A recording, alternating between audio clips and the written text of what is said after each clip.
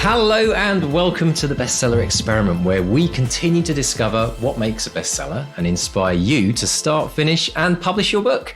I'm Mark Devoe. And I'm Mark Stay. And as always, a whopping great thank you to everyone who supports this podcast and keeps it on the road. And we have a new patron this week. We have Gloria Thomas, who I believe, Mr. D, is on the non-fiction strand in the Academy as well. Is that correct? Absolutely, yeah. One of our new non-fiction academies. Absolutely fantastic. We had a great session yesterday with Kate, and Gloria was telling us a bit about what she's working on, which is really fascinating. Lots to share in future episodes. Exciting stuff. So if you want to be one of the cool kids like Gloria and support the podcast and keep it going from now into the far distant future, pop along to bestsellerexperiment.com/support. You can find out more there, or to find out more about the Academy, go to academy.bestsellerexperiment.com. Mr. D, how are you today? Oh, I'm doing all right. It's a busy old month. I mean, I walked into the studio. We'll be talking about this a bit later on, but I walked into the studio this morning to record this episode, and the heating hadn't come on. And I'll tell you what, in Canada, you don't want to be walking into a studio to start your working day in the chilliness of the Canadian winter. But we will be talking about winter writing. I think we could probably call it as a segment later on. So watch your space. And how are you, sir? Now, I think we should actually say, because there are some people that maybe don't listen to every single minute of every single podcast. What? I know there are. I know. Bring them before me now. Although I'm discovering there are many people out there who have listened to every single minute of every single podcast over the last 7 years, which still completely blows. It hurts my brain to even think about, to be honest. But for anyone who missed last week's episode, and for anyone who maybe didn't get to the end of last week's episode, we had a big announcement that Mr. Stay is going to be moving on from the podcast, and with all the busyness. So in case you didn't hear, that is actually happening. But Mark, we announced it on Monday this week, didn't we? And from your perspective, what was it like? Because it was a massive piece of news. Obviously, we've been doing this together for so many years. What did it feel like to actually sit there and go and wait for the news to break? It was like being a ghost at my own funeral. It was, because you've got lots of people saying nice things and some confused elderly relatives on Facebook going, "What's a podcast?" Really? I love that. No, it's been great. Everyone's been just so. I've only been called a traitor once. Felt like when Bob Dylan, when he was doing a tour in Britain, he was known for his folk music, and he plugged in an electric guitar, and someone in the crowd shouted, "Judas!" I had that moment. It's been lovely. People have been absolutely lovely. It's been really, really sweet hearing from people, but they've also been very understanding as well. They've been saying, and what's lovely, what's really, really cool is they're really excited to see what's going to happen in 2024 with the podcast, what you've got lined up, the non-fiction stuff, all of that stuff. So it's been good. It's been positive in every single way. So it has been fun. I've got to say, I mean, you'll have to wait, folks, until our final episode together as the two Marks, which is going to be next week on Christmas Day. But without going into too much detail, one thing I do want to say is I've been absolutely overwhelmed with just seeing the sheer love out there, for everything that's been happening on the podcast, the sadness, of the fact that you're moving on, which I feel as well, Mark. I mean, I'm here with everyone else going, "Oh my God." but the thing is that it's kind of nice to have this moment just to kind of recognize what this podcast has been and how it's affected people's lives. And because we were kind of talking beforehand, weren't we, in that we've been showing up, every single week pretty much, for 7 years, and doing a podcast. It's not like, playing a concert in front of an audience. It's not like going to a book signing or doing Comic-Con or something where you meet people. We're just here chatting away. And we know that there's a lot of people that listen to this podcast, but we don't really have as the people that do it, we don't really know.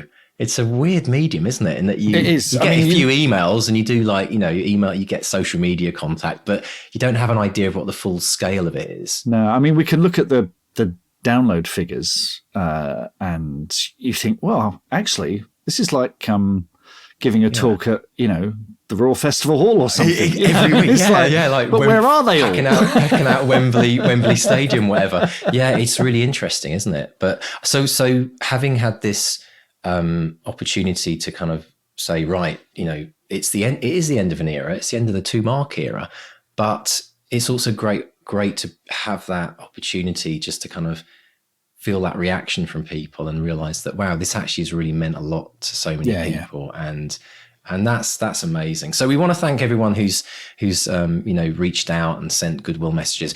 I've got a few, just a couple, to share on the Christmas Day episode. So folks, this will be a really special episode, and it's perfect. It's going to be on Christmas Day. We're going to be doing the last episode together as 2 Marks, and then on Christmas New Year's Day, I'm going to be starting the podcast. The new version. I don't even know what to call it, Mark. I think that episode's going to be me going, right, so what should we do then, folks? We've got this blank page. I don't believe that for a second. Do you not think? Do you not think I'm going to riff it all the way? You've always got a plan. You've always got a plan. Well, we'll have to see. But it will be interesting. But we want you to all join us. I'll be listening. I'll be one of those people because listeners, I genuinely have no clue what he's going to be doing. I really don't. Nor do I, Mark. Nor do I.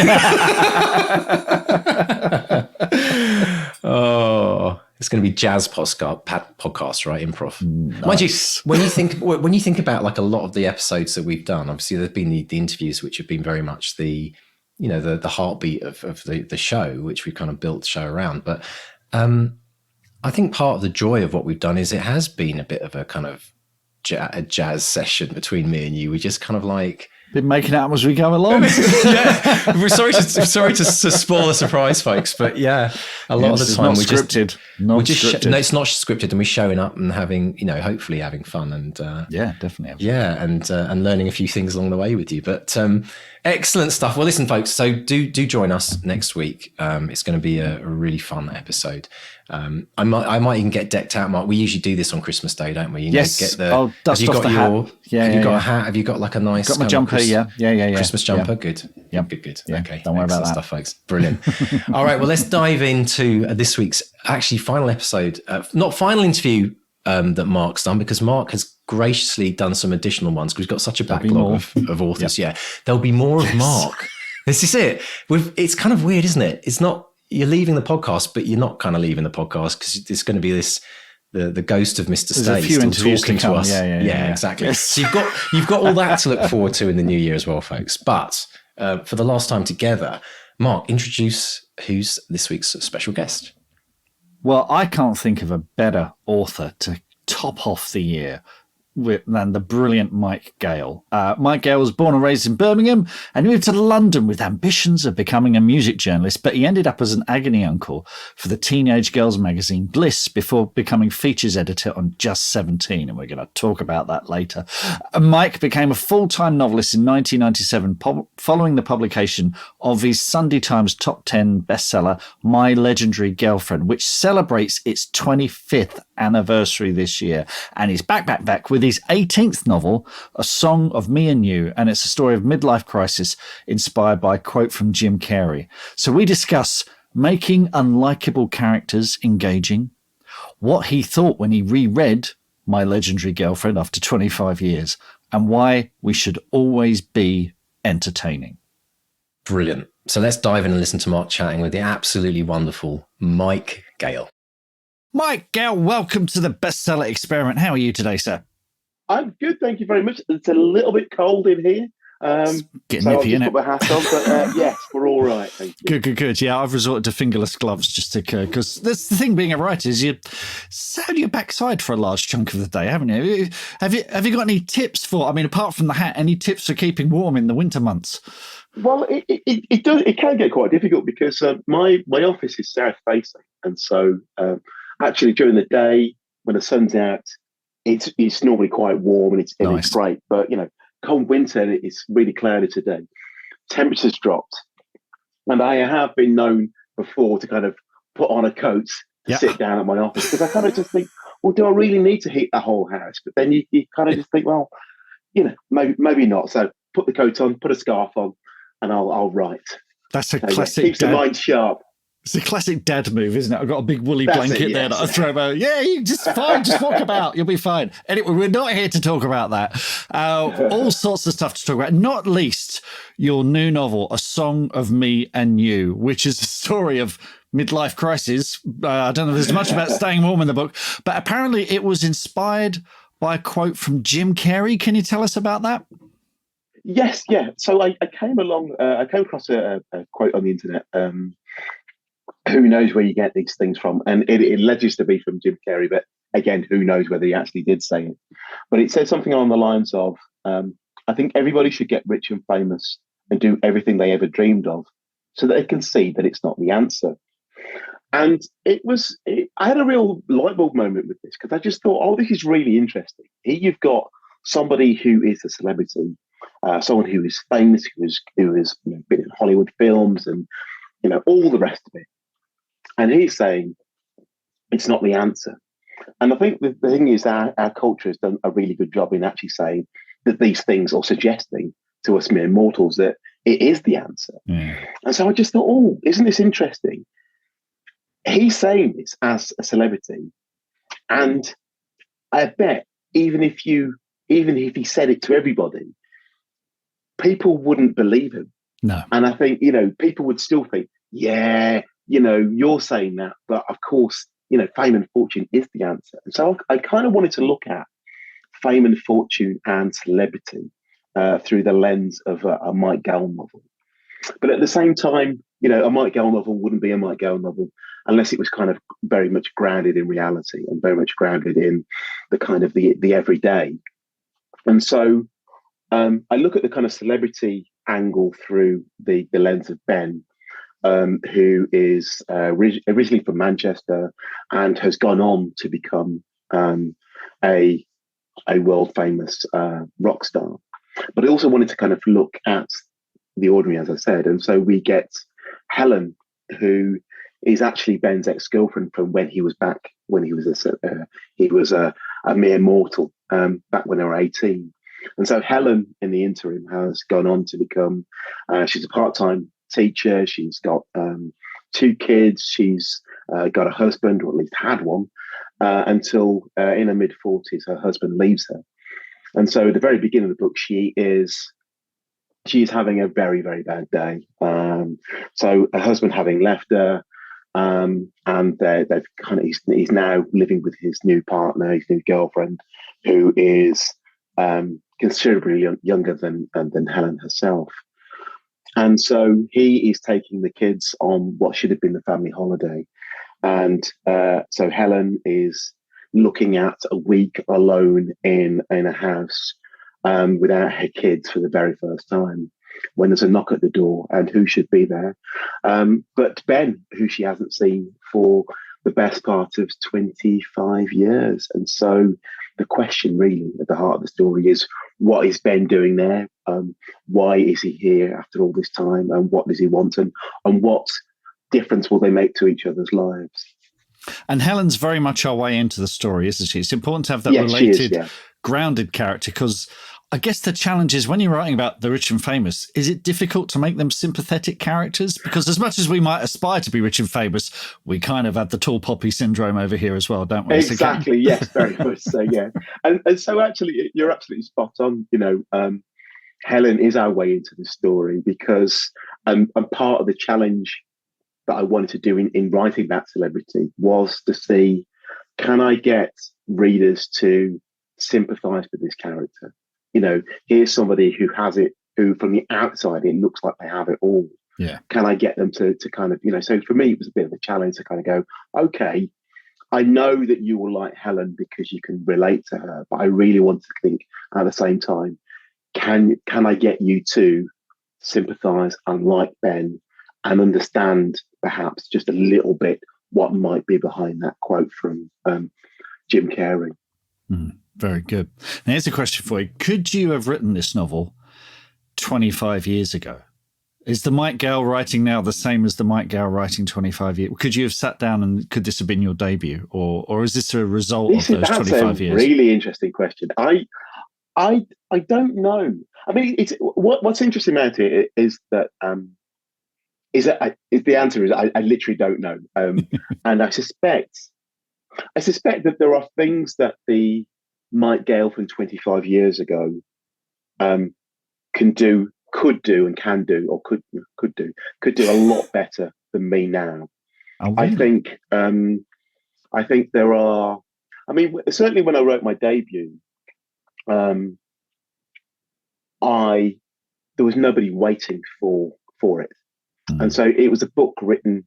It's the only book I've ever written without any expectations, other than the expectation that all I wanted to do was just to have a go at writing a book, and so there's a real. I reread it during lockdown. During lockdown, I did a series of Facebook lives, and I went back just to kind of keep people kind of going, I suppose. And so once a week, I would take one of my bat list and go through it. And so I started off with My Legendary Girlfriend, so I reread it. And a couple of things I noticed about it, but one of the things I really noticed about it was just how well written it was. Yeah.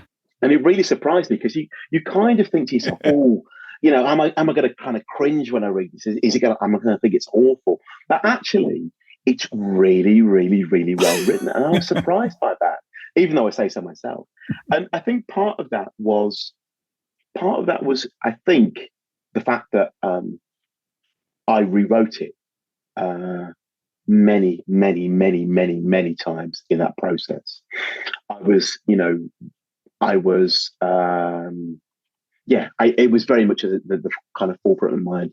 Each time I rewrote it and did a new draft, it just seemed to get better and better and better. And because this was the first time I'd written a book, I was just really noticing that, actually, that's really good. The other thing I noticed was that there was a real reliance on kind of humor. And again, that's something that kind of comes from just being a little bit afraid, I suppose, of how your writing is going to be received. So when you're not, and not to say this is all humorous writing, but for me, I kind of felt while reading it, this was me sort of saying, I am going to not only make you enjoy this book, but also really, I don't know. I'm trying to make you laugh all the time. Not all the time. I'm trying to make you. I'm just very conscious of the fact that I'm using humor a lot, and I'm really conscious of the fact that. But at the same time, he said, I'm kind of wandering there. At the same time, I was actually quite surprised by how it didn't kind of pander to your expectations. It was a book. It was a book written very much on my own kind of terms. It felt, in rereading it, it kind of felt like, this is the book I want to write, and this is the way I want to write it, and let's see if the world likes it. Now, it could well have been that the world hated it and didn't like it at all, but it was very much me setting out my stall, and because of that, I loved everything about it, and I know that you should. I know that you should be a little bit embarrassed, but I just think, no, this is a really bold book written by somebody who I think really wanted to write a book, and really had something to say in their own particular way, I think. But could that 25-year-old, I suppose I was about 25, 26 when I wrote it, could that person then have written a song of Me and You? I don't think so. And that's partly because I don't think that that version of me had the life experience that I've got.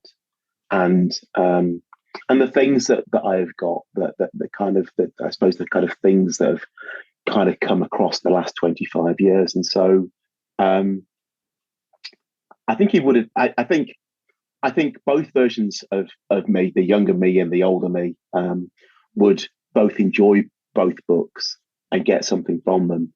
But I think certainly with the Song of Me and You, it's a book written from a point of view of maturity, I suppose, and I suppose looking at those things that go on in midlife that perhaps I couldn't have done as a younger version of myself. So. Yeah.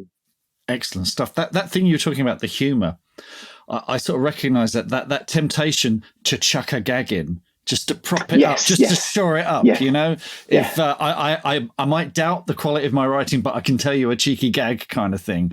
This is it. Yes, yeah, and it's to be fair, I don't overdo it, but I am just aware that I don't use gags in the same way that I used to.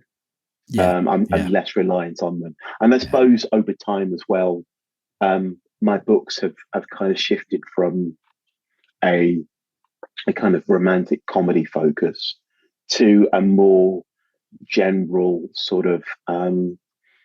Trying to think how you might describe them. I suppose they're kind of, sometimes they're about relationships, but sometimes they're about families. Sometimes they're more kind of contemporary dramas, I suppose, with that can make you smile at the same time, but also make you think as well. So absolutely.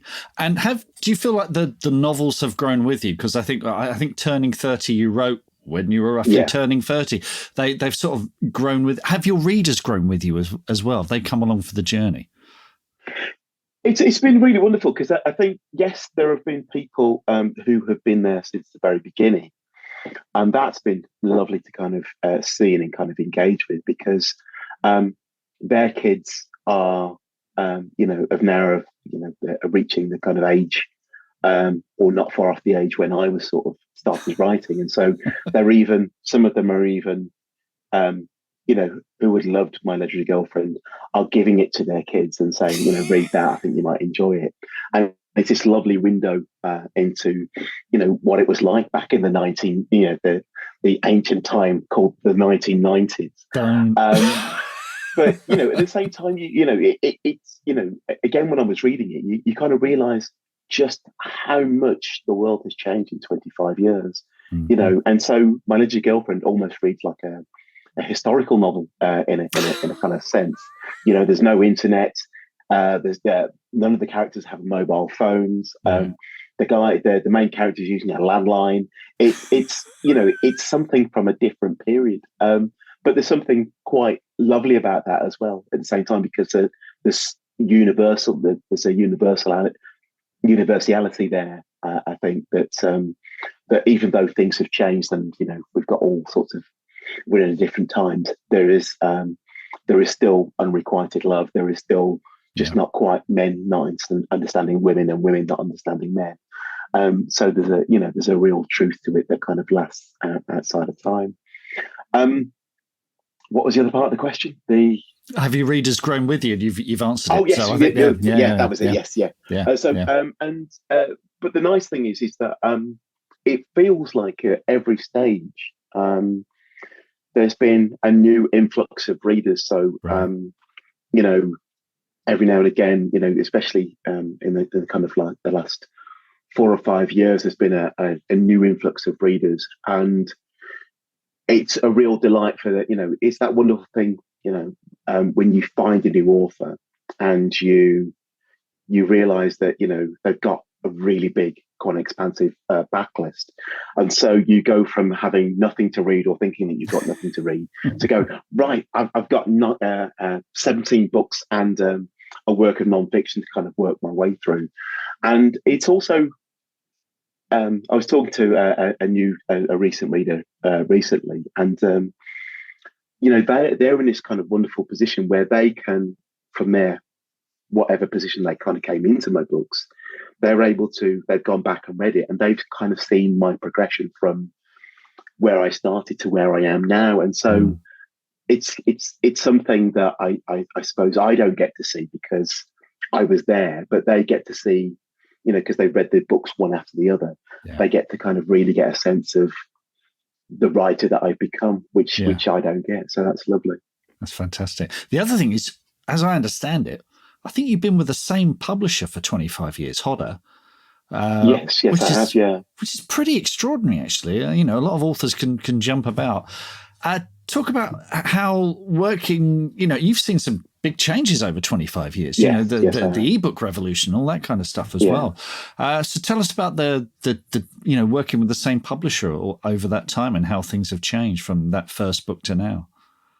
I mean, it's been absolutely amazing. It's been a kind of a real journey. You know, so when My Legendary Girlfriend came out, when My Legendary Girlfriend, I submitted it to my agent, and we worked on it for a summer, and then it was, I think it must have been the September or October of, no, it must have been the October of 1996 or seven, no, 1997. She sent it out to 3 publishers on a Friday by courier because there was no internet. Yeah. And by the Monday morning, we had 2 deals on offer, and it went to an auction. And so every day I would get, my agent would fax me the various offers that have been. And so I'd get this kind of fax coming through. And, and it was just a very, very strange time. And it completely threw me because it wasn't something I was expecting. I was completely blown away that this book that I thought was going to be quite niche was actually, people were thinking, oh, this is something to get excited about. And so, and I remember at the end of it, of the auction, it went to Hodder, and I remember coming down to London to kind of meet my publishers for the first time, and just thinking, wow, I've never been part of this world. How amazing, and it's all very lovely. And I remember my agent saying to me at the time, she said, "Oh, they're going to ask you what your next book's about. Have you got any ideas?" And I remember thinking to myself, next book. This is, I remember thinking, this is everything I have to say about everything. There is no more. And so to be still with the same publishers 25 years later is amazing. And what I like about them, and what I've liked about them from the very beginning, is they completely understood what it was that I was trying to do, and they completely supported me in that kind of endeavor. And so, I feel like I've kind of grown with them. They, I'll kind of share ideas with them, and we'll chat. And my kind of process has kind of, I've had different editors within that time. Right. I think I've probably had, let me just think, probably about 4 or 5 different editors. Right. But even then, my most recent editor I've had for about 7 or 8 years now. So that there is quite a lot of stability within that. Just because people move on, and it's just the way it is. But it feels like I found my kind of natural home, and they very kindly threw me a party this summer to kind of celebrate 25 years, and it was a really lovely moment. Just to kind of see, I suppose to kind of see something that you rarely see, which is an author getting to, when in a world where so many authors only get a 2-book deal to kind of prove themselves, and then it either works or it doesn't, and to kind of still be with the same publisher, and to have kind of grown and tried various different things along the way is a very rare thing, as you said, and I was really chuffed to be part of that. So yeah. Fantastic. Well, look, let's go back to where it all started, which, as I understand it, as a child, you read Just William, but then created your own version called Just Mike. Tell us about that. This is true. So I was a huge fan of libraries, and so I would turn up at my local library every single week, and I'd take out my 4 books, and I would read those 4 books during the week, and then I would be back there on Saturday morning and get some more. And the first time I genuinely thought, right, I want to be part of this world. was when I read the Just William books, and I fell in love. I just thought they were amazing. And even though, William was this kind of boy from the kind of, the 40s, 50s, and I was this kind of boy from Birmingham in the 1970s. I really connected with him. And I suppose it's that kind of, again, it's that kind of universality of just, of schoolboys and getting up to tricks and stuff like that. And so I very clearly remember thinking to myself, I'm going to write my own book. And I called it Just Michael. And I got my dad's typewriter out and I started typing. And I think I managed about 2 sentences before I gave up and started working on the cover. Because, I was only 8 at the time. So, yeah, that's pretty much where it all began. Brilliant. Speaking of libraries, I was in Birmingham last month and I got to go to the new Central Library for the first time. Yeah. It's amazing, isn't it? It is just stunning. Yeah. Oh, I absolutely love it. It's wonderful. And I do think that libraries are vital to writing. If you're, I think it's really interesting because you talk to readers and I think readers get it into their heads that can get it into their heads that books are for only a certain type of people, or I only like this type of book, or I only like that type of book. And I feel like the thing that libraries do is they say, look, right, you can come here, get your tickets, right, and have a punt on anything. And so you haven't got to commit. You haven't, all you're doing is committing your time. You have a go. And because of that, because of the nature of libraries, I think it's wonderful that you can kind of go, right, I'll just have a punt. I've never read a sci-fi book, so I'll have a go on that. I've never read a detective novel, so I'll have a go on that. And so it takes, I really think that the real secret to kind of creating readers is to say, look, you don't have to love everything. Just have a go, see see what's out there, because I guarantee you there is something out there for you. And so, yeah, libraries like the Central Library are vital, I think, to creating not only new readers and the next generation of readers, but also the next generation of writers also. Fantastic. Good stuff. Talking about being a writer, you came out of Salford University and you became agony uncle for the girls' magazine Bliss. You did the Dear Mike column. Now, being the father of a girl, teenage girls, that's a tough audience, man. What did you take away from that? It was such a crazy time. So I was essentially I'd gone to university wanting to be. I had a vague notion of wanting to be a social worker, and I did a degree in sociology. But while I was at university, I started writing for the university magazine, mainly writing features about music and doing interviews with bands and things like that. And I also started writing I started my own fanzine as well, and was interviewing lots of different bands that were playing in and around Manchester.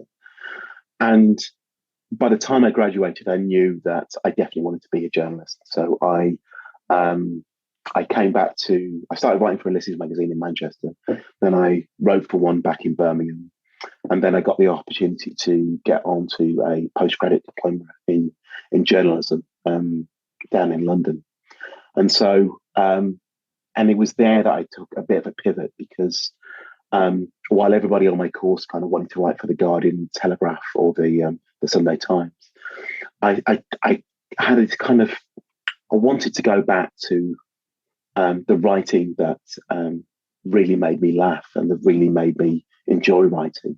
And that was the kind of writing of kind of smash hits and the kind of T-mags of that era. And so I started writing for,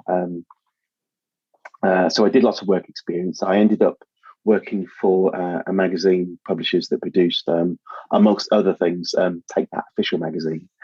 And from there, I went to Bliss, and I was writing articles there when I became an agony uncle. And it was great. It was, what it showed me, writing for teens is the most difficult. They're the most difficult audience you'll ever get. Absolutely. And there's no tolerance for It's a 2,000-word article, but I promise you it'll be worth it in the end. If you weren't engaging with them in the first paragraph, they would not only just turn over the page, but they would also get their marker pens and draw all over your face. They were quite vindictive, and so you learned very quickly to always be entertaining. That was your kind of mission. That was the kind of mantra. And I suppose that was the thing that I took into, especially My Legendary Girlfriend. That's partly where all the jokes kind of came from. It was always like, it doesn't matter what you're talking about, just be entertaining. You're doing it, and yeah. So that was at the forefront of the mind. And I suppose when agents, certainly when my agent was looking at it, that was the thing that kind of spoke to her, was the fact that this is somebody who'd got a unique voice and was somebody who was, writing a book that was essentially about a weekend of a 25-year-old man living in a bedsit and a weekend in his life, which doesn't sound very exciting on paper, and yet somehow it is entertaining. And that all of that kind of training kind of came from my time writing for teenagers. Fantastic. Now, as I understand it, your routine has changed, because when your writing routine, because when you started out, you were very much a pantser, and now you're very much a plotter. So what prompted that change, and did it come through evolution, or was there one event that prompted it? Oh, there was a single event, and it was very, very painful. Right. It happened, it must have been about 10 years in. So it's strange, like I say, when I wrote My Legendary Girlfriend, nobody was waiting for it. And so I could spend as long as I wanted to kind of get it to the point at which I thought it was ready to kind of go out to the world. Whereas the minute I signed a contract and wrote, and I then became a full-time published author.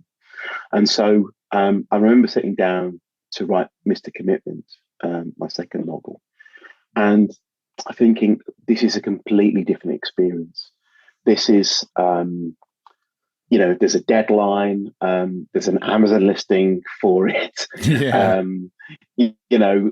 This is a very strange thing. It's got to be in on time.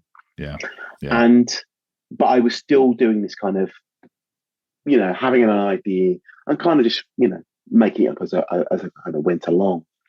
And that served me for quite a while. But then about 10 years in, I wrote, I think it must have been about 10 years in. Might have been probably 12, 13 years in. Anyway, I can't remember. But I wrote Turning 40, which was the first time that I'd done a sequel, right? Essentially. And so I found it. So I started writing the sequel, and I started writing in the same way that I'd written all my other previous books. And it was like pulling teeth. It was just so difficult. And it was like, I remember saying to him, it was like, square pegs and round holes. But I was just so determined to get this square peg into the round hole that I was just there every day, just hammering and hammering and hammering and hammering and hammering. Eventually, I got every single peg into that round hole. And the minute I did it, and I got it finished, I realized that fundamentally there was something fundamentally wrong with this book. It was just the wrong story. Right. And I had a real light bulb moment when I kind of realized that actually, had I planned this book out, I would have realized what was wrong with it, instead of just going, I suppose the issue with being a pantser is that, if you take a wrong turn, you can just keep taking wrong turns and get far off the map that you're completely, you have no idea where you are anymore. And so from that moment forwards, I became a planner. And so I then planned out the plot to Turning 40. And so it's the same title, but a completely different story with the same characters. And it was a complete, it was a pleasure to write. It was a real, And it was a real kind of moment for me to kind of go, right, okay, I think I'm a planner from now on. And so now, not only do I know the beginning and middle and end of the entire story, but I know the beginning, middle, and end of every chapter before I write a single word. Right. And the upside of that is that when I begin, I'm very much aware that in the old way, it used to take a little bit of time to kind of find out who are my characters, what do they want, where are they going, because essentially you didn't know.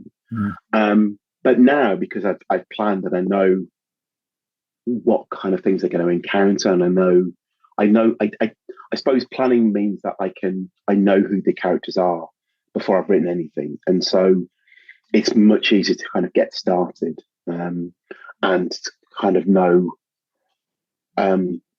have a better idea of who your characters are before you've even started typing. And when you're outlining like that, how are you doing that? Yeah. Is that on cards, or are you using some software, or just chucking it into Word?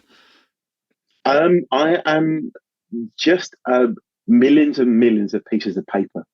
So I've got just 8 pieces of A4 paper, and I'll just sketch things out. I'll think to myself, I'll try and get an overview of, okay, I know where the story, where I wanted to begin. And I think about, okay, well, where might it go? And I'll do various different scenarios. And the lovely thing about this is that, at the end of the day, it's just pieces of paper. So if I think my planning is going off piste in any way, shape, or form, I can just dump it and I can start again. It's I think that thing of committing words to your laptop or your computer or whatever kind of commits you to a certain way. Yeah. And I think it can be a little bit dangerous. So I think with planning, it just means that I'll just go, okay, maybe this will happen in this chapter, maybe this will happen in this chapter. This is where I want to get to by the middle of the book. This is where I want to be by the end of the book. And I'm just trying various different scenarios on sheets of paper and drawing things out. And it's literally just like, it might be they start in this situation, the character starts in this situation at the beginning of the chapter, and by the end of the chapter, I want them to be in this situation. Yeah. And we're just kind of linking those up. But like I say, it's just pieces of paper, and it's really freeing because it means that you allow yourself to kind of think out of the box a little bit. Because like I say, at the very worst, if I don't like what I've done during a day's work, it's just a couple of hours. Yeah. Whereas, like I say, when it's words on paper, my brain is so much committed. It's always thinking about the word count, and anything that kind of, if you put 2,000 words up there, you will do anything to kind of keep those 2,000 words in. And so, but when it comes down to pieces of paper, it's just like, it's just a piece of paper. I can fix that, or I can tweak that. And the other thing is, the other thing that I really like about planning is it means that you can see the shape of your novel, and you can see things that maybe you can make a connection between. So you might have a scene in your kind of first act, or one of the early chapters, and you might have a scene in mind, or a chapter in mind in one of your later or kind of concluding chapters. But because you can actually see them, you can kind of think to yourself, oh, I can make a connection between that and that, because they're two very similar sorts of thing. They're kind of linked thematically, or they're two very similar situations. And I couldn't do that when I was actually a pantser, because you don't know what's up ahead, so you can't really make any connections until you get to a second or third draft, and then maybe you can start doing those things. But you can start making those connections much earlier when you're a planner. Yeah, that's fascinating. The little scraps of paper that just feels impermanent, but once it's on the screen, there's a permanence to it. That's the kind of Yes, very much so. I get that. I get that. We're having a bit of a non-fiction kick on the podcast at the moment, and I want to talk briefly about the to-do list, which I think was 2009, and the shout line for that is one man, two birthdays, and a 52-week attempt to tackle a 1,277 item to-do list. This was on your 36th birthday, I think. So that's right, yeah. Tell us about that and where that came from, and if you'd do that kind of thing again. It came from two places. I suppose it came from a desire. I think I'd reached the point where I really wanted a challenge, and I'd never written a non-fiction book, and I was really, really intrigued by the idea of accessing this kind of different part of my brain and doing that kind of writing. But at the same time, I wanted it to kind of feel like a Mike Gayle novel. And so I'm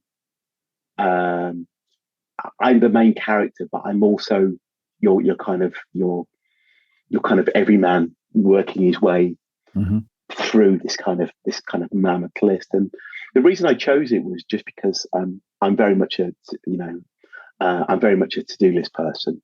Every Monday morning, I will write a brand new to-do list, and I will take my old list, and I will take the things that I haven't ticked off it, put it onto my new list, and then add all the other things. And it struck me one day that I was supposed to be. I felt like I should have been an adult, and I've got some new next door neighbours who seem to be very good at adulting. And I just thought to myself, look, right, maybe the secret of adulting is just getting things done, and just rather than just thinking about them. And so I thought, well, what if I just wrote down every last single thing that was on my to-do list, everyone, all of them, and then systematically just try to work my way through them. Maybe this would be the answer to being a proper adult. And so that's what I did. I spent a year working on it. I spent a year working through this list, and it was a really lovely experience. In part, it was lovely because I was working through this list and making an actual difference to my life in the real world.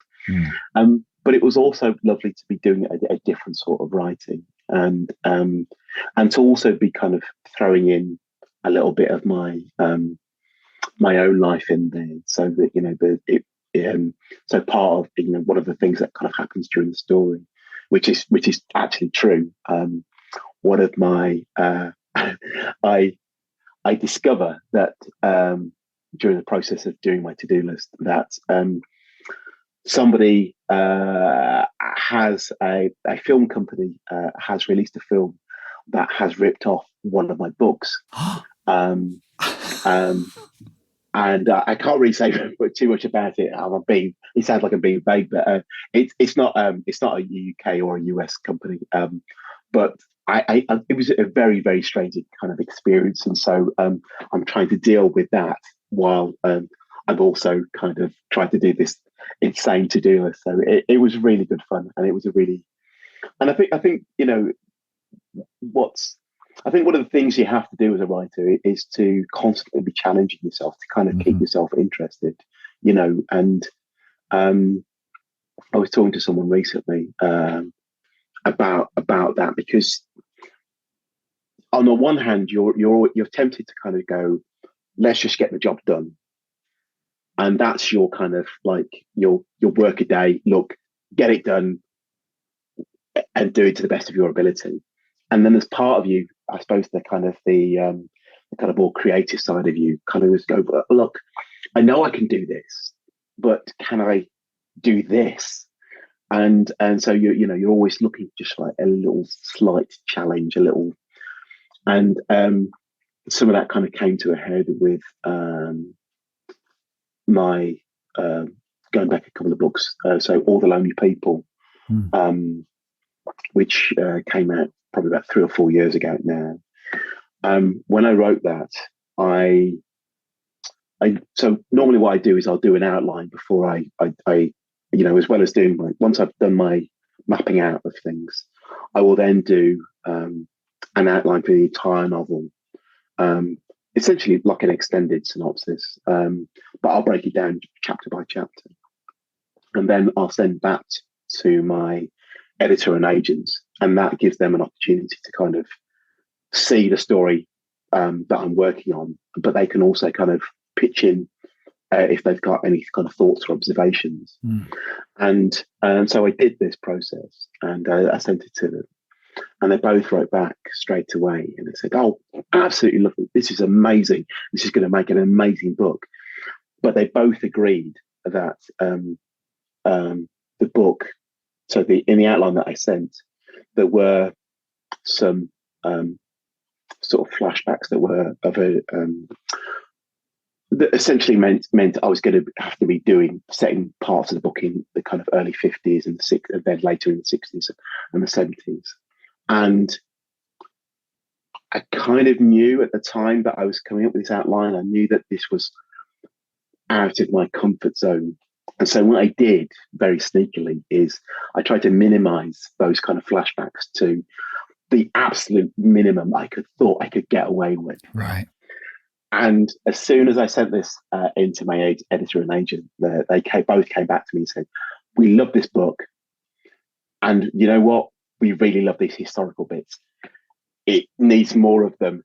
And it was just like one of those moments where you go, "Oh, I know you're absolutely right. And I knew it when I did it, but because I was a bit scared." This was the book that's sort of based on your parents' experience, isn't it? That's right. Yes. Yeah. So was there some fear of sort of digging deeper into that? No, I think it was just because everything that I'd written up until that moment, had been contemporary. Yeah. I'd never written anything kind of, so this was going to require research. This was going to require, I suppose, a different set of skills, I assumed. And so they were absolutely right. Okay, so I rewrote it and put in what I knew to be the kind of, I was alternating with the kind of flashbacks and between the kind of front story and this backstory that kind of, and the two meet up. And what happened when I actually started to write it, I made a decision that I was only going to, I've always written in a linear fashion. I don't jump about. And I was really tempted to kind of think, okay, how about you do the front story first, and then we'll do the more difficult historical story later, and then hope that the two kind of marry up. And I thought to myself, no, that's another kind of form of that's you messing about again. No, we're going to go right. One chapter is going to be front story. The next chapter is going to be historical. So I had to get in there very quickly. And what I really learned from that experience was that I loved doing historical stuff. I really enjoyed it, and so it's that thing. There's lots of things that you think you can't do until actually you sit down and do them. And it was a really lovely reminder, quite late on in my career, that actually you as an author, you can put yourself in a box and think that that's all you can do. And it's nice to kind of be reminded that actually, do you know what? Actually, if you get out of that box and you're not afraid and you're a bit bold and you have a go, you can do all manner of things. So it was a nice thing to kind of learn at a really kind of key part of my career, I think. That's fantastic. And especially after 20 odd years, just keep learning and keep on top of things. So yes, yeah. You've got to keep it fresh. You've got to keep pushing yourself. And it's so easy to kind of, like I said, it's so easy to kind of do the things that you know you can do. And it doesn't necessarily mean about changing genre or it can just be about simple as perhaps changing points of view, perhaps, changing tenses, you just do the things that you're comfortable with. And so sometimes, it's good to kind of get out of that comfort zone and just see what else happens when you do something a little bit different. Yes, I know exactly. I'm writing something at the moment which is first person present tense, which I haven't done for a long time, and it's kind of terrified. But now I'm loving it, absolutely loving it. Yes, exactly. It's exactly that. Yeah. So what's the next big challenge? What's coming up in the next 25 years, Mike? What can we look forward to? Well, okay, 25 years from now, I have no idea. So at the minute, I'm working on a new book. Hopefully, that will hopefully be ready and out summer 2024. Very close to the end of it. I can't really tell you what it's about, only because I think I've learned the hard way that if I tell you the idea for this book and your response is anything less than Mike, that's amazing. Yeah. This is going to change literature forever. I am going to be hugely, hugely disappointed, and so it's probably easy for all of us and your listeners for me to just go, yes, there is a new book. I am working on one, and that's hopefully the good news. You'll love it. Yes, fantastic, brilliant. Well, Mike, thank you so much for speaking to us today. It's inspiring stuff, and really looking forward to the new book, which is going to change literature and humanity and steer us all into a brighter future. But until then, folks, we got A Song of Me and You and a whole bunch of other books. So, Mike, thanks so much for speaking to us. Hope to speak to you again soon. Thank you. What are your writing dreams? Finishing that book, quitting the day job, becoming a best-selling author? Well, over 4 years, we've studied the advice of over 300 best-selling authors who've collectively sold over 500 million books. And we are excited to announce the Bestseller Academy. If you're ready to take your writing to the next level with accountability, craft, and coaching, your bestseller dreams are now only a click away. To find out more and apply, visit bestsellerexperiment.com/academy. That's bestsellerexperiment.com/academy. Oh, what a lovely guy. I do like a lovely guest. We do get lots and lots of them. And Mike was just really, really amazing. One thing that fascinated me, though, that I, again, don't think I've heard ever on this podcast before. He read his early work and was surprised at how good it was. How often do you hear that? Yeah. Well, this is very much on my mind at the moment because next year marks 10 years of Robot Overlords and the novel coming out at least. And well, actually, no, the film. Oh, hang on, I always get this wrong. The film came out at the end of 2014 at the London Film Festival. So actually, anyway, sometime in the next year, Robot Overlords will be 10 years old. So I'm thinking of looking back at that and having a look at it, and I'm wondering what I'm going to read. Because that was my debut, and it's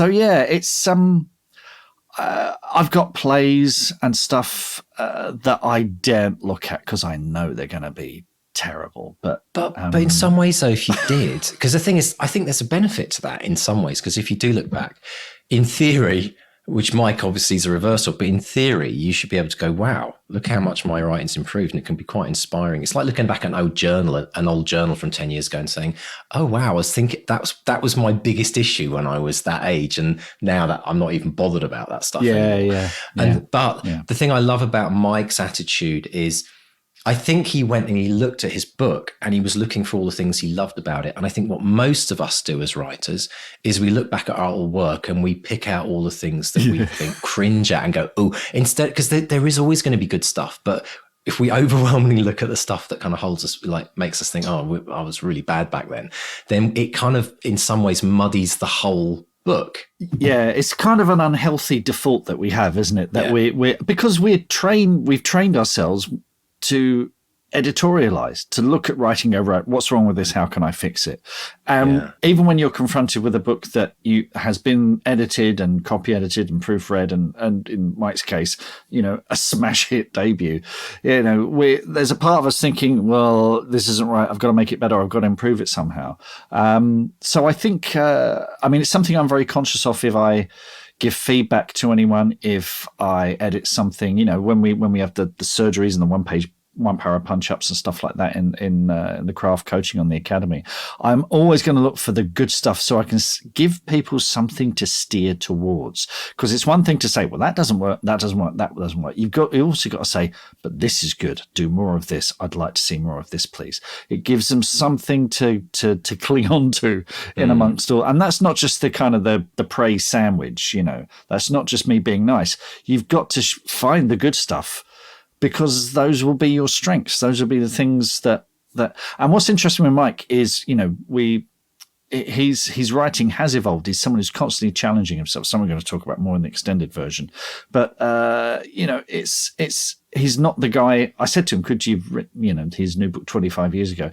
Obviously, he's not the same guy he was 25 years ago. He's changed and evolved, as has anyone else. And I think that's something we've got to, as you said, you know, when you look back at your journal, there are things that seem like the end of the world to you then, but now it's like, I couldn't even remember that, you know, if I hadn't written it down. Why did I even worry about it? I think it's also fascinating as well, because you talk about the editorial process, and it is very much about, you know, it's like the red pen. It's like, right, you need to fix this, you need to get rid of this stuff. You know, in our case, get rid of the first chapter, and you've talked about this many times about the kind of you know, dread of getting those notes back. I know some people have said, you know, I've got my notes back, but I've not looked at them yet. It's almost like you mentally have to prepare yourself, and they put it off. I love them. I love getting notes because, as far as I'm concerned, notes it's an opportunity to make it better. And my notes now, I come from, you know, trusted beta readers and professional editors. So I know what I'm going to get is the good stuff as well. You know? I think it gets easier, doesn't it, in some ways? Because I don't know about that. Well, no, easier in the sense that, like, you built the calluses up, and you've also established a working relationship with, you know, editors. But also, interestingly, you say beta readers as well, because I think, you know, a lot of people don't even close to getting a beta reader. Getting your first beta readers is usually a bit of a learning curve, which is why we've got a whole course about beta readers on the Academy, about how to actually set them up, like tell them what feedback you're looking for. But you've learned that relationship with them over time. So it's an easier process in some ways. It's still difficult to kind of like deal with, you know, changes. I mean, you want to talk about evolving as a writer. When we started the podcast, the whole idea of a beta reader to me was like, ugh. It was completely new, wasn't it? Just give it to some random Yahoo. What do you expect? No, I'm going to give it to a professional editor. But actually, it's such a part of my process now. It's completely essential. And I like being a beta reader because there's like, you know, I've got two, and we, you know, you show me yours, I'll show you mine, kind of thing. You have this mutual thing going on, and I always learn something from reading their stuff. I'm thinking, oh, that's really good. I love how they done that, or, you know, this could be stronger. And you always learn something from it. It's I think you learn more from beta reading someone else's book than you do from just reading a book. Just, you know, just for the fun of reading. Yeah, you're concentrating on a much more forensic level. You're thinking of it like a writer, and you're thinking, oh, I would do that differently if that were me. And that you grow as much by helping someone else as them helping you. Good thing to do. And if you're looking for beta readers, actually, like we've discovered, you know, part of the reason why we set it up in the Academy to make it easy for Academy members to be each other's beta readers is it's hard to go out there and find someone, not just like a friend or family member that will tell you it's great or awful, like depending on how brutal they are. Like Joe Abercrombie's mum. Well, exactly, right? So it's so important to have somebody that kind of understands a bit about the writing process, because, you know, you're going to get much deeper levels of feedback, and someone that empathizes with what you're going through and might be a bit kinder on you as well, because they're in the process of probably having their book beta read as well. So it's very interesting. Now, one of the things as well that I think we both connected with as well with Mike is that he was using humor a lot to kind of help his book along. And I think this is quite a common thing that comes up, especially with people writing for the first, or kind of writing in their early books. Yes, well, just in my life, using humor as a defense mechanism. Like me, I'm funny.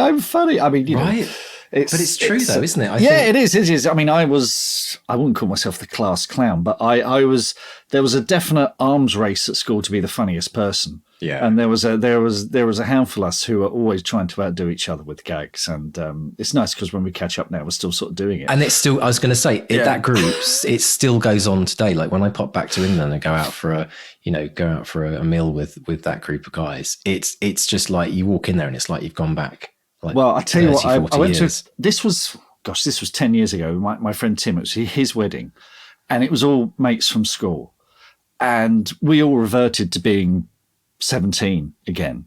And like my wife Claire knew them all. She went to school with all these boys and knew how we behaved.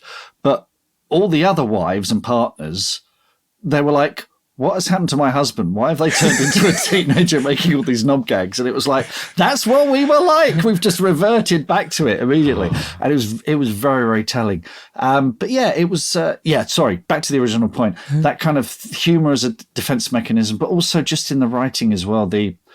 I started out writing sketches with friends after school, and I've always liked funny authors like Robert Rankin and Terry Pratchett and Douglas Adams. But of course, what you discover, it's not the gags, it's not the one-liners where the humor comes from. The humor comes from character and, the natural humorous tone of a character and the tone of the writing as well. So it's not about gag, get a joke in there. It's not like you're doing a stand-up routine like Bob Monkhouse or whatever. It's about character and finding the humor in the character. And that is always the most satisfying stuff. And whatever book you're writing, I think, even if it's the most traumatic literary fiction, you've got to have a few laughs in there. It's just human nature. Totally. I mean, I think of, Linwood Barclay's novels often start off with someone getting it. Yeah. And yet I always find his writing, he just has a funny way of like writing, and it makes you kind of like smile inwardly when you read something and think, oh, that's amusing. And it doesn't have to be like a setup and a gag. I mean, in Back to Reality, you could read that and some people might say, oh, it's a humorous novel, like it's a comedy novel, but we didn't intend it to be like, we didn't say, oh, we want to write something that's going to make people laugh out loud. But a lot of the reviews, people say, oh, I was sitting on a train and I was really embarrassed because I started laughing and I couldn't stop. But it wasn't gags that we did. It was just situational humor in many ways, putting the character in funny situations. It's also tone and voice. I mean, you and I, similar age, similar background, similar sense of humor. That tone and voice is always going to come through. And I think the same with Linwood. Linwood, we've had him on the show a couple of times. Just a very funny guy, great raconteur, tells just a great natural storyteller. And that is part of developing your voice as a writer as well. And not realizing that you need to be a joke machine, but just you need to relax and be yourself and let that come through in your writing as well. Absolutely. Yeah, because people took me years to figure that out. Well, it's the weird, you're right though, because we sit down in the chair and we think, I am now a writer. I'm a writer. And we leave all the other stuff that we've been working on all our life. The chats down the pubs, the funny jokes with your partner, messing around with the kids, whatever it might be, like messing around with your mates from school 20 years ago, still carrying on. And we leave all that at the door because we have to be I'm an important writer now. Yes. And it has Stand to back, be everyone. Literally, we really kind of put, and I think you're right. I think one of the greatest discoveries in life is when you realize you just need to be yourself. I mean, I know many times people have said on the podcast, try and write your book as if you were telling a story to one of your best friends down at the pub. Like just be yourself. And that's what the voice is. And I think some people leave their voice at the door. It's sometimes about finding your voice. You talk about this whole quest of finding your voice. Sometimes it's not about developing it. It's about just opening the door and letting it coming into the studio with you, letting it come to the writing desk, because it's there already for most people. You've been telling stories since you were in the playground to friends. Yeah. Right? And it's, like I said, it's one of the most important lessons you can learn as a writer is just to let you be you. Because sometimes I think we look at the authors we admire and I think, oh, I want to be like Terry Pratchett or Douglas. And I'm not either of those. I can only be myself. And once you figure that out,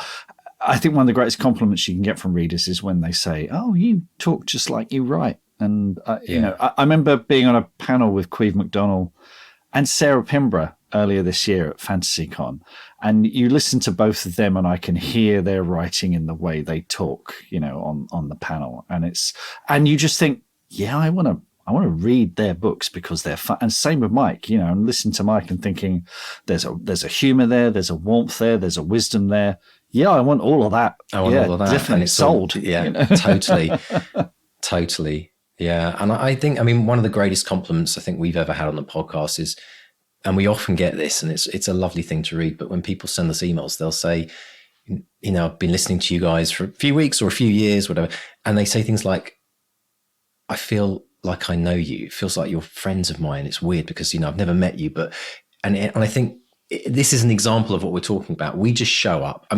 There is no pretense there's never been any pretense about a bestseller experiment. Like what you hear or see is what you get with the two of us, isn't it? We're just being ourselves. They say that with the best DJs, because John Peel, John Peel, the great, legendary DJ, he would just think that he was talking to one person. He imagined a listener. And so when you're at the other end, there's an intimacy to it that makes a connection. And I think that's how, something like this works so well, because we're right in your ear, listeners. That tickling your ears. That's some ASMR. I tell you what, have you tried, Mark, have you tried the new, I'm not advertising this, but have you tried the new AirPods? It is weird when you listen to a podcast with these new AirPods. I don't really like the in-ear ones. I prefer the ones over there because I'm, all tinnitus and all the rest of it. But the in-ear ones, there's some weird spatial thing that happens. It's like, it feels like 3D. And when you listen to spoken voice on them, it's a different experience to just normal headphones. And so for podcasts, it's even more intimate. It feels like you're literally not just listening to them, but like you're in the room with them. It's really weird. I don't know what they've done, but yeah. So if you're listening to us right now on something fancy like that, it's very bizarre. I would love to talk about libraries, because libraries are, like Mike, one of my favorite things in the world. And I think one of the biggest things that we've kind of championed, if you like, on this podcast for the last few years, is like keeping libraries going, keeping them healthy, supporting them, getting in there. But Mike had just a great perspective, didn't he, about going in libraries and just giving it a go, I think his words are giving it a go and having a punt, which is one of my favorite British, having a punt, and just trying out a book. This is such great advice, isn't it, Mark? Really. And especially, if you write in one genre, if you write romance or fantasy or crime or whatever, it's so important that you've got to read outside of your genre. So important. And I still do this. Like just recently, I read Kate Atkinson for the first time, behind the scenes at the museum, which, a number of people I kept saying to me, you ought to read her. And it's just fantastic. Talk about an old book as well. It came out around about 95 when I was a bookseller. So I remember seeing piles of it on the desks and thinking, I must get around to that. So here I am nearly 30 years later, finally reading it. And it's terrific. It's absolutely terrific. And there's stuff in there as I'm reading, because I'm reading it on my phone. What I've started doing, because I wake up at about 5 a.m. every morning, and it's too cold to get up. So I've been reading on books on my phone on Apple Books. So, and I've got dark mode on. So I'm sort of, it's probably terribly unhealthy. Try not to wake up the missus as well, right? Exactly. Yes. I'm lying on my side and I'm reading the book, and it's a great way to read because there is no distractions whatsoever. And I'm reading more in a more focused way than ever. So I tore through this book by Kate Atkinson, but because I'm on Apple Books, I'm highlighting stuff, I'm making notes, I'm thinking, that's brilliant. How did she do that? Look how she did that. And, I've taken stuff from that I'm definitely going to apply to my own writing, and it's, reading outside of your genre is such an important thing to do. And libraries, never a better place to do it, because it's not as Mike said, it's not costing you anything other than a bit of time. And time we'd have spent reading anyway. And even if it's a book you don't like, you're going to learn something from that as well, Yeah. I like a library encourages people to come and work there as well. So I think with, post-COVID, a lot of people still working at home. I've worked from home for many years. I like to go to my local library just with my laptop and sit there and, work through. And I just love, for me, it's just being surrounded by millions of brilliant words, thousands of amazing authors. It's just, there's something that, and like I think you talked about, going to the Birmingham Library, or you go to London, the London, library as well. British Library, yeah. British Library, and just being around. It's like when I used to walk through the back streets of Cambridge, Mark, when I used to live in Cambridge in England. It's like, that you're following in the footsteps of all these amazing people that have done amazing things in the world. And I think the same as a writer, when you're surrounded by I love bookshops as well. I can spend hours in bookshops, but being in a library and just being immersed in that space is a really amazing thing to do. And they become such an important hub of the community as well. I've done a whole bunch I did one at Ashford Library, Guildford Library, and Hawley Library recently. And what you also discover is they play such an important role. Like Hawley Library is quite near to Gatwick, so they get lots of immigrants nearby, and people come in, they'll have computers and they can print stuff out. There's a photocopier. If you go to the toilet, they're offering free sanitary products. Because it's cost of living crisis and everything. So it does stuff. It's not just about the books, it's about the community. And how many times have we spoken about how important community is? So it's they're so important. So important. Two things for everyone listening. If you haven't been to your local library, go this week, pop in, just have a look around, just be around, go and support libraries. And if you've got kids, make it a weekly trip to the library, because that was my favorite thing. Their kids are all grown up, they're all online reading anime fan fiction, but I used to love taking my kids to the library when they were 4, 5, 6, and we'd sit in the children's section. In fact, I did take my daughter the other day, and the most beautiful thing happened, Mark. It was so amazing. I was looking at, I can't remember where I was somewhere lost in the library. My daughter came running up to me. She said, look over there. And I looked up, and there was a queue of people. That's a line for folks outside the UK. A line of people lining up at the machine to take their books out. And there was a mum and her little daughter, and tucked under the daughter's arm was Jen, or my daughter's mum's book. And she was queuing up the very last month's book, waiting to take it out. And so we saw this tiny little 4-year-old with this book almost the same size as her. And the joy that gave my daughter, me as well. It was brilliant. But for her to see that, because she hadn't, I'd been out there selling the book and doing all of the tours and the bookshops and everything. But for my daughter, who's now 5 years older than she was when we released it, seeing that for her, it just inspired her. And weirdly enough, just in the last, she always liked to write, but I'd say just in the last 3 months since she saw that, she's writing a lot. Hey. And she's talking about wanting to write more. And I said, I've got a podcast, sweetheart, that I've been doing for 7 years. And she's like, no, you always bang on about that. And I'm like, maybe you might want to listen to it. It's like, not interested, obviously, because family and all that. But at some point, but it's moment, so events like that can happen in the library. We've had people with their wins on the academy saying, massive milestone, I saw my book in the library for the first time, and it's a local author getting their local book in the library. It might not even be on Amazon. So support your library, folks. That's the first thing. The second thing, challenge from Mr. D. If you, whatever genre you believe you're in, as in, what's the most typical thing you'd like to write? What's the absolute opposite of that genre? So let's take two. Let's say you write horror. Your challenge is to go into the library and pick the absolute furthest opposite of that genre. Yeah. Pick a book out. Yeah, I think romance is a great example. Yeah. So romance authors, go pick up a horror novel. Horror novelists, go pick up a romance book, and then just try it out. It's that episode of Friends. Joey reads Little Women, and Jennifer Aniston reads The Shining. It's brilliant. It's a classic episode. Yeah, and it works. There we go. Totally works. So there's a challenge for everyone. We want you to report back to us. And also we want the funny stories as well. Like if you you're into romance and you read a horror story and it absolutely you have to put it, we want to hear about that as well, because that's really good material for the podcast, folks.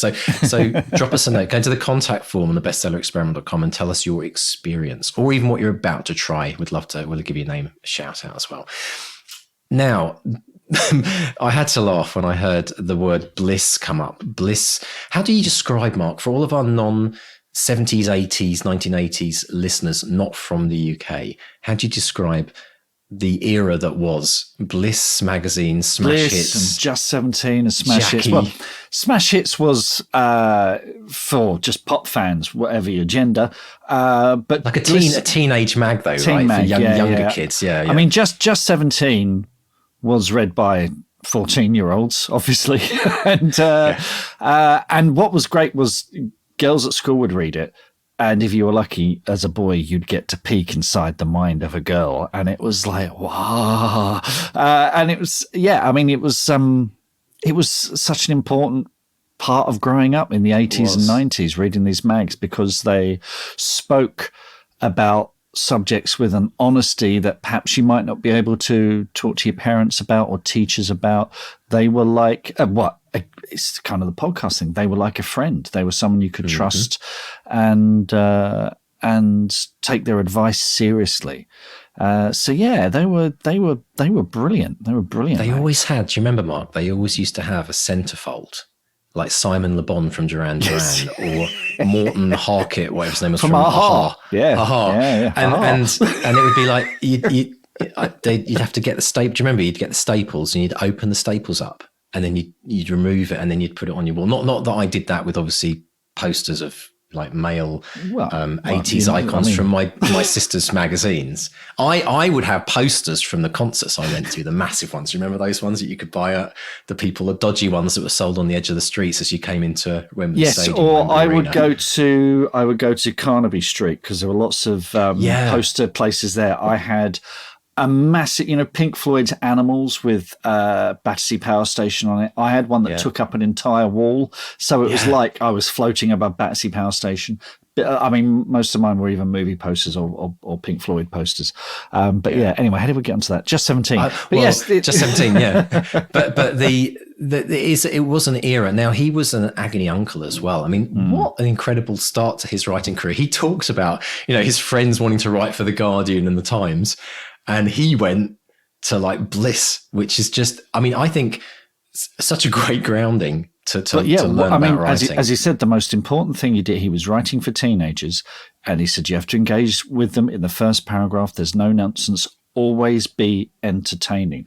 And that is such an important lesson to learn as a writer. Yeah. You can't waffle about, you can't be self-indulgent. You've got to go straight to what they need and give it to them in spades. Now, this will make you laugh, Mark. He mentioned Salford University, and he was part of before he went to Bliss and started his big career in teen magazines, he wrote for the university magazine. And he said that he interviewed music bands. And I used to work as the music editor at Swansea University. All right. And I used to get sent all of these CDs each week. They used to arrive in the post. And my flatmates at the student house were like, where are you getting all this free music? I'm like, I'm on one of the mailing lists of EMI and Universal. It was great. Brilliant. But the weirdest thing happened once. So we got so many CDs, and then some of the PR, as we found with the podcast as well, some of the PR of the record labels would start reaching out saying, do you want to interview this band? There's this new band coming up, this unknown band, they're playing in some, Aberystwyth University or something to 10 people. And so I had to build a team of journalists, like students who wanted to be music reviewers and interviewers. And like every Monday afternoon, 4:00, I'd walk in with this pile of CDs, all the stuff I didn't want. And then I would say, right, got this one. Who wants it? This is like, and it would just be random stuff, like some stuff that never even made it past that one single. But there was this one band that I got this single from. Never heard of them. And I said, right, who wants this? Creep, Radiohead. And there was, I'm not kidding you, there was some guy in the group of 10 students who just went, he did the kind of like, me, hand up in the classroom. And no one else were like, oh, yeah, you can have it. Don't know who that is. But he had got into Radiohead on the, like they just started to get a little bit of press in like NME and some Melody Maker. And so he said, oh, yeah. I said, there's a bit of a caveat to this one. He said, what do you mean? I said, they're playing Aberystwyth University. Now, Aberystwyth, I mean, to everyone in Wales, love your country, spent 4 years of the best years of my life there. But Aberystwyth is like in the middle of nowhere. It's I went there I went because I went to, when I looked after Ottokars, I went to meet the Aberystwyth, the Welsh book buying team up in Aber. Yeah. And it is a long journey. It's a long journey, isn't it? It's lovely. Through the valleys lovely and when you sheep. get there. Yeah. Anyway, so I said to him, the caveat is if you're going to review this single, I also need you to go to Aberystwyth because they're playing a gig like in the middle of winter. Like I said, so you have to go. And you went, done, absolutely done. I said, there's one other thing. I said, I'm really sorry to ask you of this. I said, but you've also got to interview the band. And he went, what? And I'm like, yeah. I said, and he was so excited. And I was like, wow, that was easy. Anyway, lo and behold, he goes off. He goes and spends the whole night hanging out with Radiohead, this cool band that no one's ever heard of. He writes this like one page, he does a massive kind of thing on it. And that has become the one article that became legendary in the student newspaper because, obviously years later, for any Radiohead fans out there, he that's his story. He tells that story every time he meets anyone that likes anything to do with music. So student uni magazines, I mean, it's where there's so much stuff happens there. It's craziness. Anyway, folks, we'd like you to join us in the extended edition of the podcast today because Mark and I are going to be talking about pantsing to plotting and how Mike completely changed the way that he wrote, and talking about beginning, middle, and ends of not just books, but chapters as well. We're also going to delve into nonfiction and Mike's adventures with his to-do list book, and also how that encourages people as well to really, push those boundaries and discover what they're capable of doing. And then we're also going to do a little piece on health tips for writers, especially today, how to keep warm in those cold months. So, folks, if you'd like to join us in the extended, please pop along and support this podcast. Go to bestsellerexperiment.com/support. Pop your email address in, sign up to a tier, and you will get access to all of the goodies. Hi, folks. Thanks so much for joining us in the extended this week. And we're going to dive straight in and talk about pantser to plotter. Now, we've heard this before, Mark, a number of times in the podcast about how people have gone usually from pantsing to plotting. But actually, no, you did the reverse, didn't you? You went from plotting to pantsing. So it works both ways. But this is an interesting one, isn't it? In that not only did Mike go from pantsing to plotting 10 years in, he said, I think, so he'd been pantsing for 10 years. And we should just say, for anyone that's not aware about what pantsing is, writing by the seat of your pants. So, not wanting to plot, plan, just let the story unfold and be as much a surprise to you as to the reader as well. But I think I found surprising was what he talked about, this idea of he needs to know the beginning, middle, and end of a book, but he also needs to know the beginning, middle, and end of each chapter before he starts writing it, which is almost like extreme plotting, isn't it? Well, that's what I did with The End of Magic. That's why The End of Magic was probably the last big book that I plotted. Well, I stopped writing The End of Magic to do Back to Reality, then I went back to it. I think it was the last book that I really plotted out like that. And I used to have this big IKEA wardrobe in our bedroom with all these, and I had the cards on there, and I essentially had each chapter, and I had that beginning, middle, and end, and I had a little note: what's the conflict in this chapter? What's happening? How is the end going to be different to the beginning of the chapter? Or how does it move it forward? Because that way, each chapter earns its place in the story. It's working harder. I'm trying to make that chapter work as hard as it possibly could. So I had the whole thing kind of, up there on the wall, and I could. And what was nice was, as Mike said, he does it with sheets of paper, but he can join the dots. He can go, oh, that thing that happens at the end, that can connect to this thing at the beginning. Now, I do that now. I mean, I'm a complete pantser now, but I'm editing at the moment. I'm editing The Under Dragons, and just this morning there was a thing I was going, oh, I just need to add a mention of that in chapter 2, and then it connects with the thing in the penultimate chapter. So it still kind of works like that. But I think what's the important thing to take from this is not that one is right and one is better than the other, but that Mike is constantly challenging himself to shake things up. And I think that's so important. I try not to write any book the same way twice. I kind of, like to shake it up and try different things, because if you get into a rut, then you are just going to repeat yourself. And I think that's one of the big secrets to Mike's success, is that he has evolved as a writer. I mean, he talked about that thing. He's not the same writer he was 25 years ago. So you're constantly evolving as a writer, not just as a person, but in your craft as well. so this is all good stuff. I think as well, it's part of the process of writing is taking with you into your next project what worked really well and leaving behind the stuff that you learned about yourself that didn't work well, or the things that didn't work out.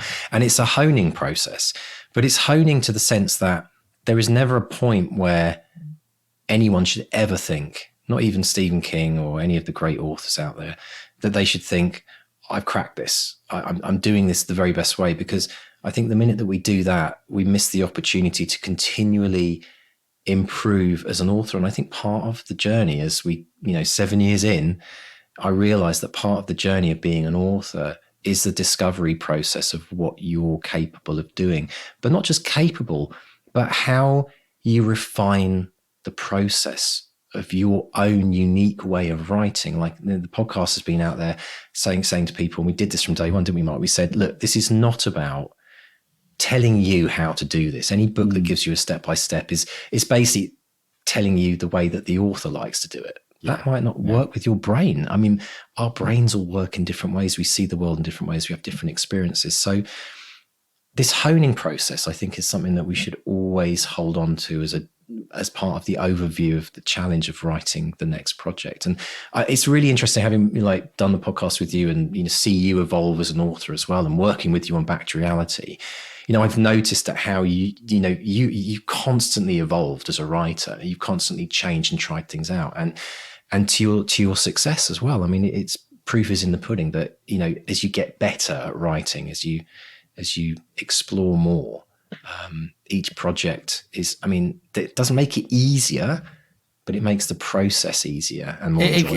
It expands your horizons. And having spoken to over 500 authors over the course of 7 years, it definitely helped. Definitely helped, because everyone has a different way of doing it. And it's exactly. It's very liberating in a way that you can kind of think, I don't have to just stick to one. There's no one way of doing this. There's no formula. You can, shake it up as often as you need to. So it's fantastic. And it's still incredibly, like Mike being incredibly organized with his breaking down of each chapter, but still deals with thousands of bits of paper, which I found hilarious, because that for me is like, that's where I used to be. And I threw away my Post-it notes just to stop myself from being tempted to write stuff on a piece of paper that would get stuck down behind the computer. And so again, everyone still works in their own unique way. And I think we've got to discover what works best for us. Yeah. Now, Mike also worked on this nonfiction project, which I was fascinated by, to-do lists, and this memoir of how he spent a year working through this giant amorphous to-do list that had just kind of built up. I think so many of us can associate with that in so many ways. Do you have that as well, Mark? Are you kind of do you tend to clear your to-do list every day, or how I have? Here's mine. I take the bits of paper that I print out or whatever, and then fold them into 4, and then I'll just have a to-do list for the day and scrap that. And there's usually anywhere between 5 and a dozen items on there that I want to get through in a day. And I don't always get through them, but it's immensely satisfying going and putting a line through. Yeah. So that's like the daily tasks. And I used to do that at work as well. And I just found that helped give me focus, because before that I was like, oh God, there's so much to do. Whereas here you can give yourself an element of control over that. So I found that really helpful. In terms of a greater life thing, like Mike's thing of having, almost like a bucket list, not really, but maybe I should. I don't know.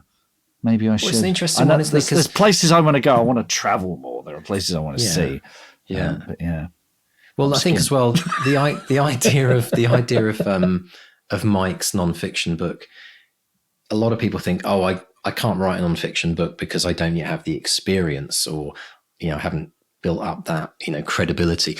But I think for a lot of people, you can write a nonfiction book about a challenge that you want to take on, and you bring the author with you. I mean, it's actually in many ways what we did in year 1 of the podcast. It's like, right, we're going to try and attempt to write a bestseller. We want to come bring you on the journey. And I think people should, if you've ever wanted to write a nonfiction book, you should try it, because I think you don't have to live 25 years before you've got the authority to write about something. Just pick something that you want to improve on, and there will be thousands of other people out in the world that will be in the same situation as you. And Mike showed a good example of how to do that. Now, health tips for writers, Mark. We both talked. I mean, we're both in the winter climes at the moment in the Northern Hemisphere, but it is an interesting one. We've never discussed this before, but writing being the sedentary kind of, lack of movement task that when we sit down, when it gets cold, it can be quite difficult health-wise. We were talking about how, especially when you're typing in a cold room, your hands can get really cold, and then it can take hours for them to warm up. Fingerless gloves, right? Ian W. Sainsbury said to me, get fingerless gloves. I scoffed and scorned, and then I bought a pair, and it was like, this is amazing. My hands are warm in 10 minutes. So a bit of type, and I can put them on anytime, but I have them right here by the desk. So thank you for that, Ian. I appreciate that. Fingerless gloves, which allows you to type with a certain amount of accuracy. I've got a big green blanket because where I sit and write is at that desk there, and I'm looking out at the garden, which is nice. But this is quite a drafty house, so I get a draft right up my drawers. And someone is like, this morning, every other day I do 5K on the exercise bike. So when I get up if it's an exercise bike day, I don't bother getting dressed. I'm just in my gym jams, a dressing gown, and I get a draft right out my drawers. So I put a nice big blanket over my legs, and it's always so toasty.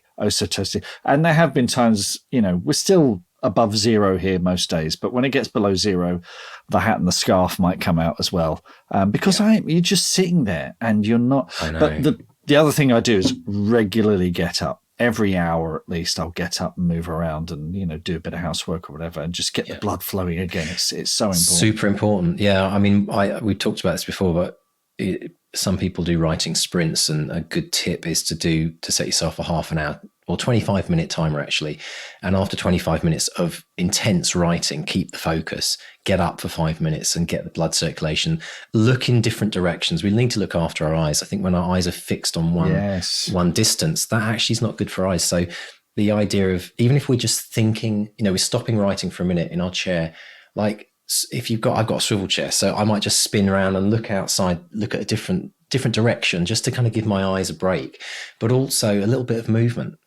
Two other tips that I heard from people from writing clubs that I've been a part of, standing desks are becoming a big thing now. Joe Abercrombie has one of those. Yeah. So I think the trouble with a standing desk, well, let's talk about the good things about a standing desk. Firstly, helps the circulation going. It's good for your back because we tend to our back tends to get slumped. Our muscles get weakened down, down by the spine, and we get kind of rounded posture and all of that bad stuff. But the trouble with the writing desk is for most people, they can't have one or the other, one or both. They have to choose. And some people don't want to be standing the whole time. Like if I were doing the podcast, it'd be really hard. You'd be seeing my midriff, which wouldn't be very nice. So I think it's important to look at either that or there's things called, have you heard of walking desks? Yes. They're like literally treadmills. So there's which is crazy. I tried, just for a laugh, I found this one of bicycles. I found this little device on Amazon, which was a block and a set of pedals.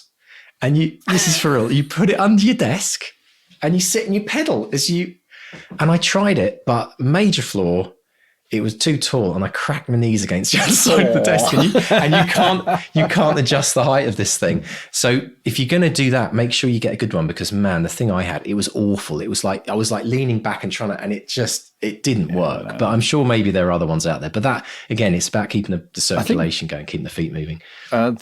The standing desk, I think Joe Abercrombie has a motorized one that goes up and down. So you can see. Yeah, they're the posh ones for very successful authors. Yeah, yes. Motorized. It's like, because you can probably have one that you can sit at and then you can raise up if you want. I guess that's probably what Joe's is it? Probably goes all the way down to a sitting desk. We'll have to ask him. Yeah. But you're talking about eyes earlier. It's funny, this is very much on my mind, because I look out to the garden, and in the spring in particular, it's wonderful because the garden is just this hive of activity with birds. And do you get to look out onto the garden, like the allotment? Yeah. Is that what oh, nice. Yeah, and we got a big willow tree growing there, and I can see the chickens. Yeah, it's terrific. Lovely. It's just terrific. And I'm conscious that I have to look at. The trouble is, it gets distracting, and it's like, oh, the blue tits are making a nest, you know. But I had an eye test last week, and I need glasses for distance again, mainly for driving at night, because you know your eyes open up, and we all go a bit short-sighted at night anyway, because you know of the way light. Your eyes open up and all that kind of stuff. Because I had LASIK 10 years ago. Is when I got my robot overlords money, I thought I'm going to get my eyes lasered. New pair of eyes. Exactly. So they've lasted 10 years. I mean, they're not as bad as they were when I was back then. But certainly, if I don't get, I'm picking them up tomorrow. If I don't get them soon, I will be a danger to traffic. Do you know what though? As a quick aside, danger to traffic. It's not just me, because I know a lot of people have asked, but these new LED headlights, I literally, someone coming towards me, it's like I'm almost flashing them to say turn off your high beams, but they haven't got them on. It's just the new, and if you bit of rain and then maybe it's an older thing, Mark. I don't know, but I never used to worry about it. But you get to the stage. I know that my mum, for example, says, "Oh, I really don't like. I don't like driving in the dark anymore. It's just it's too difficult with the lights." But as writers, we need to look after our eyes. So.